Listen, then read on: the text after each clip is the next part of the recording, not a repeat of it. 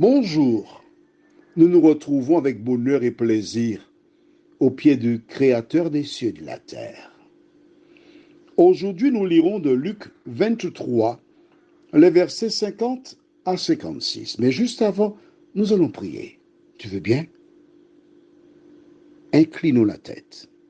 Notre Seigneur et notre Dieu, nous te remercions pour le bonheur de te connaître.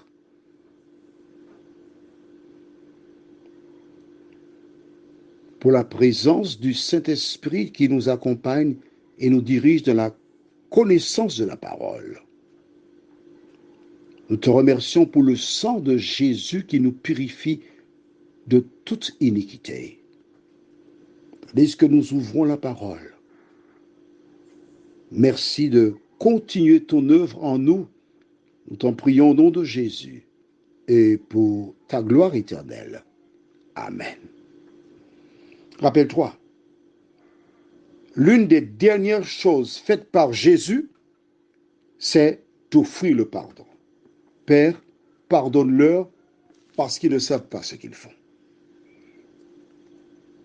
Jésus est venu apporter la paix et le pardon aux hommes. Quel que soit le lieu où tu te trouves, tu es censé suivre l'exemple de Jésus, offrir le pardon aux hommes. Ceux qui l'ont crucifié sont partis, ont raconté les faits, se sont amusés et ont même répété les paroles de Jésus. Père, pardonne-leur, ils ne savent pas ce qu'il faut. Nous savons ce que nous faisons, hein? Mais il est mort. Mais cette parole de Jésus, dans le temps, a porté du fruit. Aux Antilles, nous avons un proverbe qui dit, je traduis pour toi avant, ce n'est pas le même jour que tu as mangé la terre que ton ventre va enfler. En clair, ce que tu fais aujourd'hui dans le temps portera du fruit. Mais en créole, c'est pas même jour où manger terre pour donc à monter. Certaines personnes vont apporter des modifications.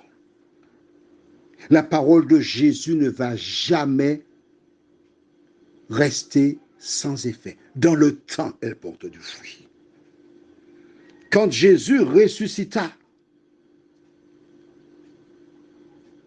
et ces personnes apprirent cette nouvelle, c'est alors qu'elles réalisèrent que ce que Jésus avait du poids.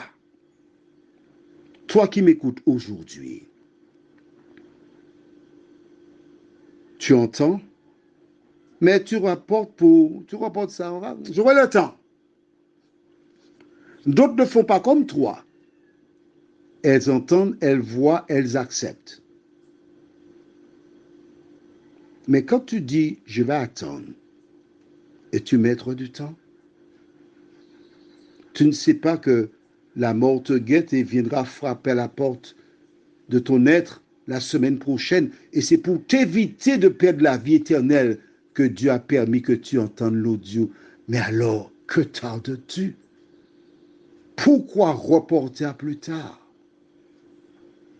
Quand tu vas faire du shopping, alors, faire des achats, pour être précis. Tu passes au magasin, tu vois en vente un appareil ménager d'une valeur de 500 € bradé 200 €. Que fais-tu? Ah, j'aurai le temps, je reviendrai. Ou bien tu dis, je peux payer en 4 fois. Tu vas acheter le produit. Dis-moi, que fais-tu? Pourquoi pour les choses matérielles périssables, tu ne perds pas de temps? Et ton Créateur, ton Sauveur, tu le renvoies au calendrier grec. Aujourd'hui, nous lisons Luc chapitre 23, versets 50 à 56. J'ai insisté avec toi parce que le salut est proche. Nous lisons. Il y avait un conseiller nommé Joseph, homme bon et juste, qui n'avait point participé à la décision et aux actes des autres.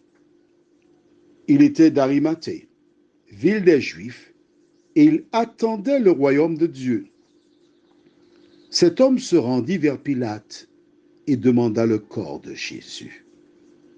Il le descendit de la croix, l'enveloppa de linceul et le déposa dans un sépulcre taillé dans le roc, où personne n'avait encore été mis. C'était le jour de la préparation et le sabbat allait commencer. Les femmes qui étaient venues de la Galilée avec Jésus accompagnèrent Joseph, virent le sépulcre et la manière dont le corps de Jésus y fut déposé. Et, s'en étant retournées, elles préparèrent des aromates et des parfums, puis elles se reposèrent le jour du sabbat selon la loi. Alors,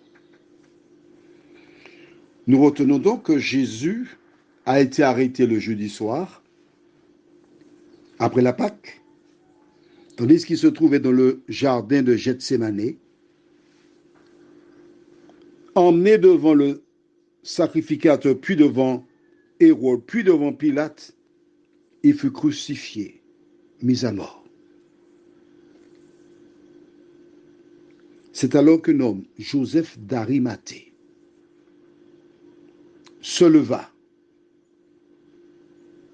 C'est un conseiller. Il n'a pas participé à la décision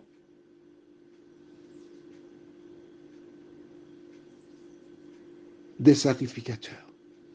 Il a été réclamé le corps de Jésus. Pilate fut surpris quand tu lis les évangiles, les autres livres là-dessus, que Jésus soit mort si vite. Jésus est mort vite, tu sais pourquoi?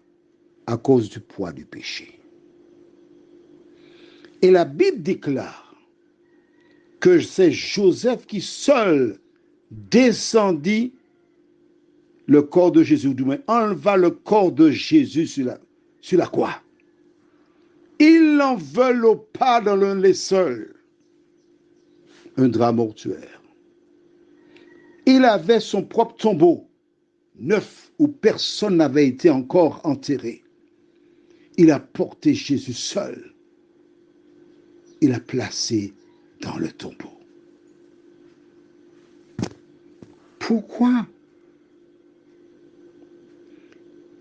Pourquoi personne n'a été l'aider? Pourquoi a-t-il été seul à faire tout cela? C'est parce que Joseph était convaincu que Jésus était le sauveur du monde. Premièrement.